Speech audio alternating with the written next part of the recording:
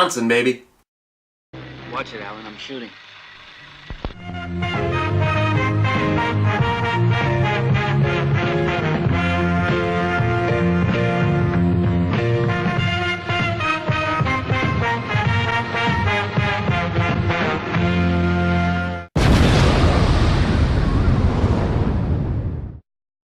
Death Wish.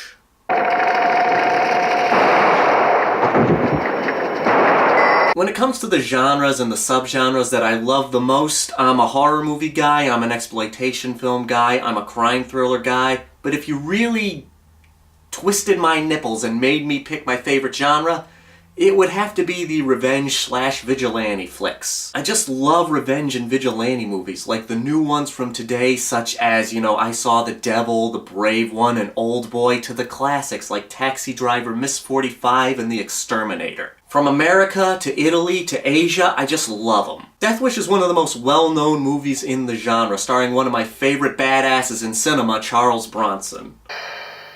God damn! Paul, you hit dead center!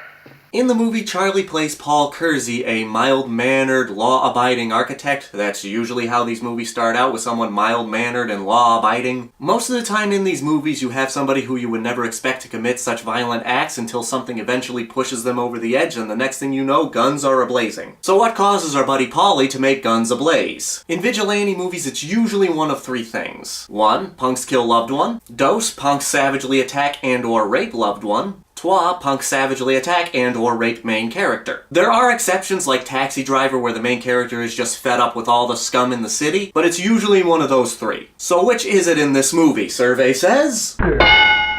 Yes, Paul's wife and daughter are brutally attacked and raped by a group of punks led by Jeff Goldblum in one of his first roles. Hold still, don't move. What do you want? Don't jive, Mother, you know what we want.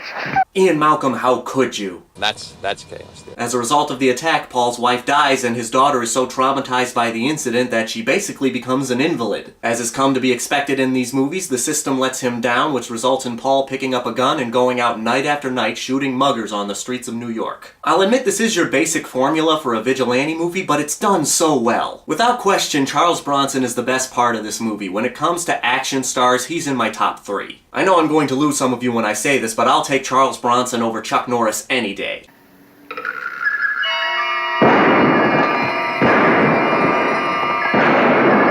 Bronson really fits the role in Death Wish because unlike action heroes like Arnold Schwarzenegger and Sylvester Stallone, he doesn't have the look of a typical action hero, yet he still gives off this air of badassery. And Bronson's performance in this movie is so real that you really believe him as somebody who would pick up a gun and go bang bang on some scumbags. Another thing that makes the movie is after the Jeff Goldblum gang attacks his family, that's it. You never see them again. A lot of people aren't satisfied by that. In most vigilante films, the guy gets revenge on the people who did him wrong. He avenges his loved ones. Me? I think it's brilliant. It adds to the tragedy of the story and helps with the theme of the failing system. And that's another big theme in vigilante movies, the failing system. Rising crime, failing system.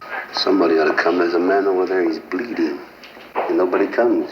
Criminals getting caught by the cops and being out on the streets the next day. It's that lack of faith in the system which leads to our vigilantes becoming vigilantes. Is it pronounced vigilantes or vigilanti? It takes a while for Paul to pick up his gun, but that build-up is needed. It shows his transformation from an upstanding suit-and-tie citizen to some guy who picks up a gun and goes out night after night gunning down muggers. If you're a fan of vigilante flicks, then you've probably already seen this movie, but if you haven't seen this movie, what the hell's the matter with you? Go watch it. Now.